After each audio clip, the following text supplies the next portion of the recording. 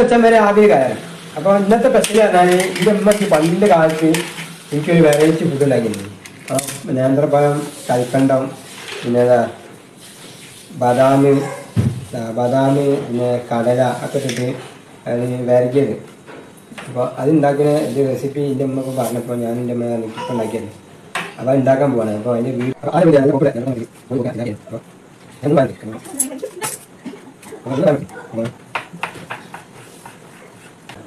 നമ്മളെ വേഗമുള്ള പൊടി ഇട്ടിട്ട് ഒഴിച്ച് വെള്ളം ഒഴിച്ച് കഴിഞ്ഞാൽ നമുക്ക് ബദാമുണ്ട്, ബദാം അതൊക്കെ ഇതാക്കി റൗണ്ട് കഴിഞ്ഞാൽ നമുക്ക് വേവിക്കാനാണ്. കടലിൻ്റെ തൊലി നമുക്ക് ഒഴിവാക്കാം. കടലിൻ്റെ തൊലി ആക്കിയിട്ട് അത് നമുക്ക് അതുകൂടെ അതിൻ്റെ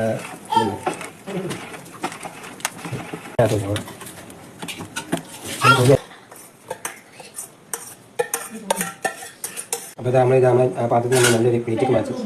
അപ്പോൾ ഇത് നമ്മൾ കൊലായി കൊണ്ടിട്ട് നമുക്ക് കൊലായി നല്ല കാറ്റിൻ്റെ നല്ല മഴ പെയ്യുന്ന കാറ്റിൻ്റെ പാടത്ത് കഴിക്കും. അപ്പോൾ നമ്മൾ തിന്നാൻ പോവാണ്. ആ പഴയ അതേ രുചി തന്നെ എപ്പോഴും കിട്ടി.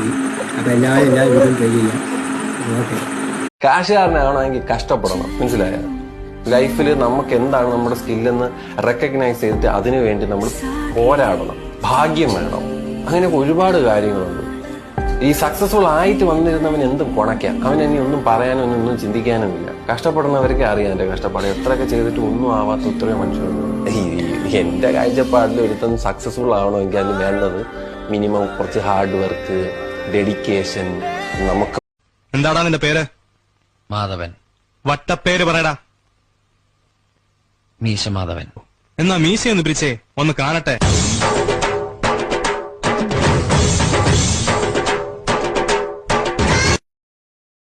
പാപമാണെന്റെ പെണ്ണ്, സ്നേഹമെനിക്കായി പകർന്ന് നാദനിണയായി തന്ന മാറ്റുകുറയാത്ത പൊന്ന്, കരളിലെ